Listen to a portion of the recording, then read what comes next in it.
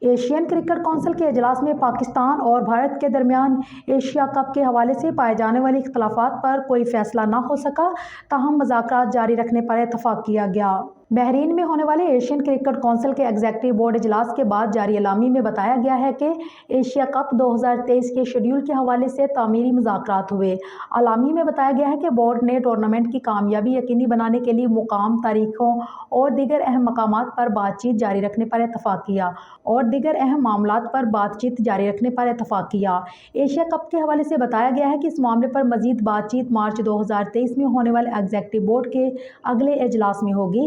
ذرائع کے مطابق پی سی بی کی عبوری انتظامی کمیٹی کے چیئرمین نجم سیٹھی بھارتی بورڈ اور ایشین کرکٹ کونسل کے سامنے ڈٹ گئے اور ایشیا کپ اور ورلڈ کپ پر پاکستان اور بھارت کرکٹ بورڈ پر ڈیڈ لاک برقرار رکھا۔ انہوں نے کہا ہے کہ نجم سیٹھی نے جواب دیا کہ بھارت پاکستان کھیلنے نہ آیا تو پاکستان بھی ورلڈ کپ کھیلنے بھارت نہیں جائے گا۔